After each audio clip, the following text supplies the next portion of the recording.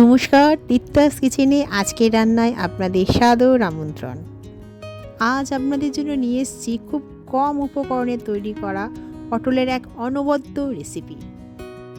খেতে অত্যন্ত সুস্বাদু এই রেসিপিটি হলো চাল পটল। চটজলদি রান্না করে সবাইকে তাক লাগিয়ে দিতে পারবেন অনায়াসে। আসুন দেখি কীভাবে কী উপকরণের ব্যবহারে এই রান্নাটা আমরা সহজে করে ফেলতে পারবো। 500 গ্রাম পটল এইভাবে খোসা রেখে খোসা ছাড়িয়েছি এবং দু টুকরো করে কেটে নিয়েছি। আলু এইভাবে বড় টুকরো করে কেটে নিয়েছি।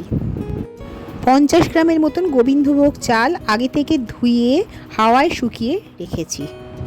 আর নিয়েছি কাজু কিশমিশ, একটা বড় টমেটো টুকরো করে কাটা আর 2 চামচ আদা বাটা। আর নিয়েছি ছোটো এলাচ 3টে, দারচিনি অল্প, 2টো লবঙ্গ, শুকনো লঙ্কা, কাঁচা লঙ্কা এবং ফোড়নের জন্য জিরে এবং তেজপাতা।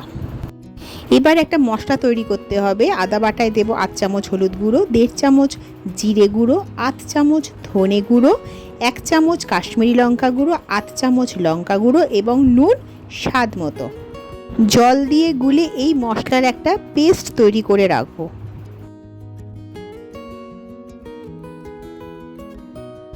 এবার গ্যাসে প্যান বসিয়ে প্যান গরম হলে তাতে সাদা তেল অল্প পরিমাণে দিয়ে তেলটাকে ভালো করে গরম করে নিতে হবে।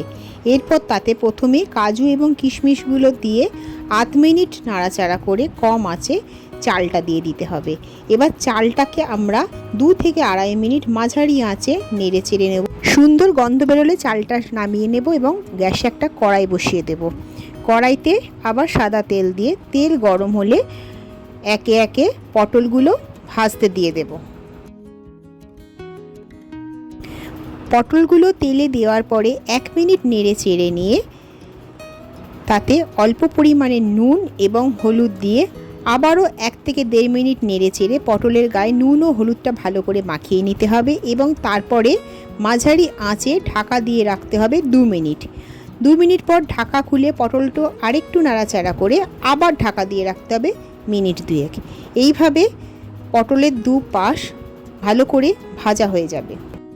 তবে একটা কথা মনে রাখতে হবে, পটল ভাজা খেলে আমরা যতটা ভাজি, চাল পটলের ক্ষেত্রে পটল কিন্তু আমরা অতটা ভাজবো না। পটল যেন নরম থাকে অথচ ভাজা হয়। ভাজা হয়ে গেলে পটলগুলো কড়া থেকে তুলে নিয়ে ওই তেলেই অল্প তেল যোগ করতে হবে। তেল গরম হলে তাতে একে একে আস্ত জিরে, তেজপাতা, ছোটো এলাচ মুখটা ভেঙে, দারচিনি, লবঙ্গ এবং শুকনো লঙ্কা ফোড়ন দিতে হবে। ফোড়নটা 8 মিনিট নেড়ে চেড়ে কড়ায় আলুগুলো ভাজতে দিতে হবে। আলুগুলো 2 মিনিট মাঝারি আঁচে নেড়ে চেড়ে ঢাকা দিয়ে রাখতে হবে 4 থেকে 5 মিনিট। তারপর ঢাকা খুলে আরেকটু নাড়াচাড়া করে নিয়ে ভাজা মোটামুটি হয়ে এলে তাতে মশলার পেস্টটা যোগ করতে হবে। বাটি ধোয়া জল অল্প দিয়ে এরপরে আঁচ বাড়িয়ে আলুর সাথে এই মশলার পেস্টটাকে কষতে হবে।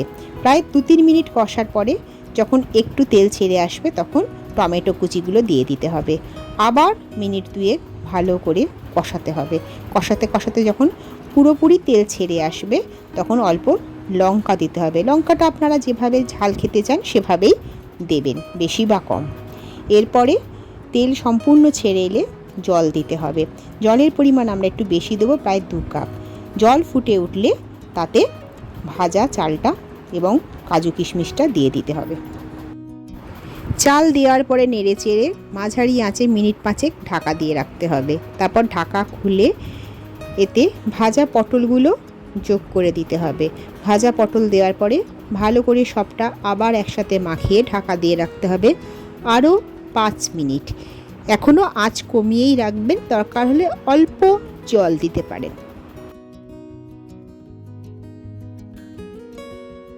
লক্ষ্য রাখতে হবে চাল এবং পটল দুটোর কোনোটাই যেন খুব বেশি সেদ্ধ না হয়ে যায়, একটু শক্ত ভাব থাকে অথচ সুসিদ্ধ হয়।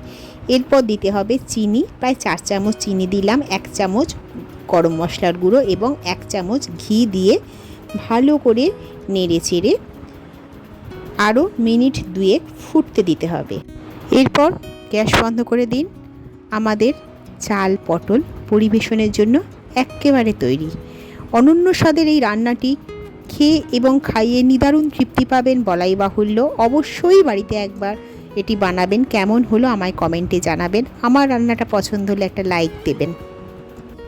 আবার খুব তাড়াতাড়ি আরেকটি কোনো সুন্দর রেসিপি নিয়ে আপনাদের সাথে দেখা করব, কথা দিলাম। আজ তবে আসি, সবাই ভালো থাকবেন, আনন্দে থাকবেন। নমস্কার।